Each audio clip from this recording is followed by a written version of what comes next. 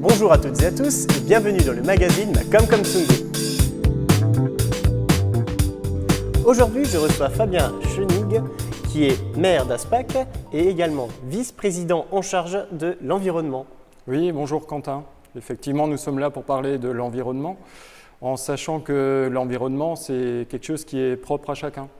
Chacun y voit son image, que ce soit vis-à-vis des paysages, vis-à-vis de la pollution, vis-à-vis de toutes ces actions-là qu'on connaît bien aujourd'hui. Votre action est axée peut-être plus sur la sensibilisation alors du coup ? C'est-à-dire que l'action de la communauté de communes Sungo est encadrée par différents plans. Nous avons notamment le plan climat que nous portons maintenant depuis la dernière mandature. Nous l'avons élaboré ensemble avec des citoyens, avec des conseillers municipaux, des conseillers communautaires. Et effectivement, nous nous sommes fixés des objectifs pour 2050, d'autres objectifs pour 2030, mais il va falloir atteindre ces objectifs-là, oui. Et quels sont vos projets ? Donc, nous avons différents axes. Donc, je ne sais pas si on peut parler de projet, mais on a plusieurs axes qui nous permettent d'avoir ensuite un plan d'action par rapport à tous ces axes. Donc, nous avons un premier axe qui est pour être une collectivité pilote. On ne parle pas forcément d'exemplaires parce qu'on ne sait pas si les matériaux utilisés aujourd'hui sont forcément les meilleurs pour l'environnement dans l'avenir. Donc on parle plutôt de collectivité pilote où on va nous-mêmes essayer, et surtout par le biais de nos agents qui sont présents à tous les niveaux, de justement atteindre ces objectifs-là, ne serait-ce que dans son bureau ou alors tout simplement dans toutes les actions que vont faire la Comcom et par rapport aux compétences qu'elle a, quoi. Ensuite, on a un autre axe qui est plus à destination, on va dire, des industries et des acteurs locaux, qu'il va falloir sensibiliser également, bien que eux, ils ont également la loi climat qui les contraint à certains objectifs.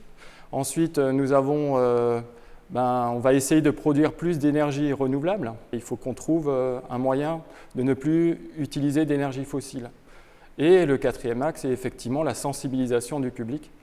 Et ça, c'est des actions que l'on fait régulièrement et là, je suis en train d'en faire une justement. Ouais. Concernant votre action dans les conseils de la Comcom, avec les différents élus, vice-présidences, on sait que chacun est plus ou moins déjà sensibilisé à la question de l'environnement. Donc, qu'est-ce que vous apportez justement ? Nous, on apporte notre regard et surtout le rappel par rapport à ce plan climat qui est un fil rouge. Tout simplement, il faut que tout le monde l'ait en tête. Et il faut savoir que l'environnement est omniprésent. C'est-à-dire que chaque vice-président, à un moment ou à un autre, va devoir parler de l'environnement. Donc il faut travailler avec tout le monde, que ce soit l'eau que vous avez vue, l'assainissement, où là on est aussi dans ce contrat de territoire au climat, qui est également un plan que nous portons. Et qui parle de ce grand cycle de l'eau. Donc ils sont sensibilisés très largement. La valorisation des déchets, c'est le quotidien de tout le monde et on a justement un vice-président qui est très actif sur le sujet. Ensuite, on peut aller vers le tourisme, où là on parle de nos paysages, tout simplement. Et l'amélioration des paysages fait aussi qu'on doit être en dialogue permanent avec nos agriculteurs, parce que ça, c'est leur outil de travail. Et en même temps, nous avons des touristes qui viennent, ou même les habitants qui veulent profiter de très beaux paysages. Donc il faut trouver un juste milieu entre un outil de production et un outil de loisir. En quelques mots, quels sont les grands objectifs que vous vous fixez ?